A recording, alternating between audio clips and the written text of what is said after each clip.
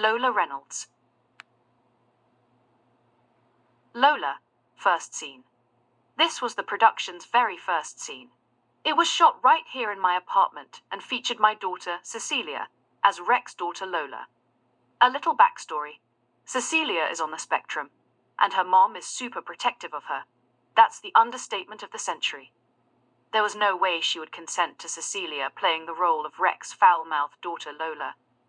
A lot of firsts here. This was the first time, but certainly not the last, that we shot a Rex scene on the sly. Countless times throughout the production, we'd find ourselves somewhere we didn't have permission to be. The UPS store incident during the Dream Crusher scene is a shining example. But I'd made up my mind that I was making this darn movie and nothing was going to stop me, not even Cecilia's mom, Renee. Lola's character and the dialogue between her and Rec came straight out of the pilot script.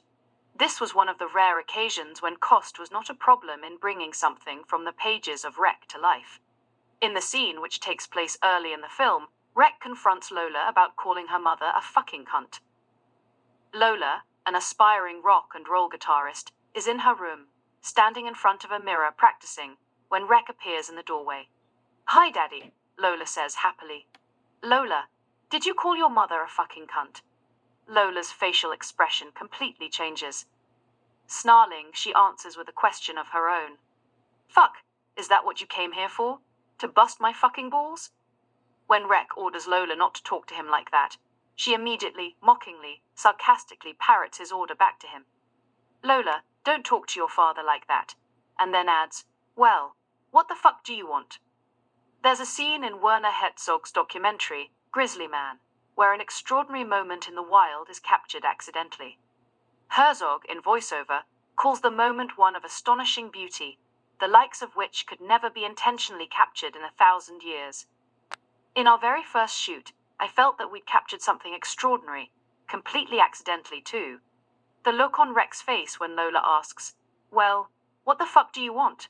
and the way the camera captures it, at the very bottom of the screen, with Lola, her body now stiffened, her guitar hanging over her shoulder like a rifle, her face seething with scorn, staring back at him, I think, is truly remarkable. As Rec exhales a sigh of resignation and withdraws from the scene, Lola continues staring out at us, her posture still stiff and aggressive, her fangs visible, almost like an animal in the wild having just fended off a would-be predator. In our very first at-bat, we knocked the scene out of the park. As with every Rec scene, there was a mistake, a very major one. Cameraman Chris held the camera vertically instead of horizontally. In this case, we caught the mistake while we were still on set. My immediate reaction was to reshoot it. But what we'd captured was just so perfect, there was no way we weren't using it. Our very first shoot remained the only vertical shoot in the entire production. Another less impactful mistake was me leaving a few pairs of pants on a coat hanger in the background to give the room a lived-in look. God, what a disaster. Production note: cameraman Chris's version of events has director Doug directing him to hold the camera vertically. On a personal note, I'm very proud of my daughter's musicality. I wanted to include it in this scene. My idea was when Rec appears in the doorway to confront Lola, she's playing Led Zeppelin, or Motley Crue, or Black Sabbath. But at the time, Cecilia was working on a Billie Eilish song. "Can I just do Bellyache?" she asked. "Sure," I told her. Her grown-up, red electric guitar was at her mom's house, so she played the song on the little black one I'd gotten for her when she first started playing. Lola, Scene 2, second scene, second secret mission. Not only were we using Cecilia without her mother's authorization, never mind that I'm her dad, but we were shooting at her house as well. Renee was out of town for the weekend. Perfect. Let's go to work. The scene immediately follows Lola Scene 1. As Rec walks out to the street in a huff, Lola comes chasing after him, a flyer in her hand. Dad, wait." Rec stops, turns around and takes the flyer. "We got a gig at Slave and Dave's." Slave and Dave Bretman taught Cecilia how to play guitar. Lola's energy is completely transformed. She's as sweet as cherry pie now. Maybe because she wants something. Maybe because beneath the frustration and rage we've just witnessed is a true daddy's girl. Rec looks at the flyer. Slutopia? Aha. Lola answers with a wry smile. At this point, a moral quandary presented itself. What happened to lesbian Gestapo? Rek asks. Our new bass player's Jewish, Lola answers. We had to change names.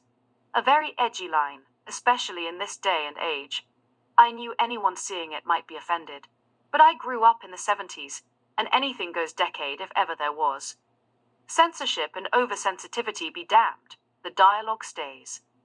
Then came October 7th, and Hamas' horrific invasion of Israel. What ultimately caused me to remove the line was love of my daughter. People would see the scene without knowing that Cecilia has autism, that she has absolutely no understanding of global politics, that she was just saying what her dad told her to say. Back to the scene. When Rek tells Lola he might not be able to make the gig, the dynamic between the two characters shifts. But Dad, Lola implores, it's our first gig. You gotta be there. Okay, Rek caves. I'll be there. Lola thanks Rek and hugs him and then, Dad? The two stand idly for a couple of seconds. Rek realizes what Lola is asking, opens his wallet and hands her $20. Lola snatches the bill, turns and runs back inside. At first, Cecilia lingered after getting the money and slowly walked back, but I instructed her to snatch the bill and dash back inside. Lola's got what she wants, I remember telling her, and she's on her way. I also found Rek's disheveled, if not tattered, limo uniform, and the way he cautiously searches his wallet in search of the right bill, very telling. The inference being that money is very tight. We see, just looking at Rek, that he's not a wealthy man. This scene was originally intended to set up a later one. Straight from the pilot script, Slotopia is performing on stage. Cut to Rek approaching the venue, seeing Slotopia on the marquee, smiling proudly and then entering the venue. Lola sees Rek just as the song, Fuck You and Everything You Do, ends. Hey everyone, I want to introduce you to someone, she tells the crowd. He got me my first guitar, got me lessons, turned me on to the best rock and roll in the world.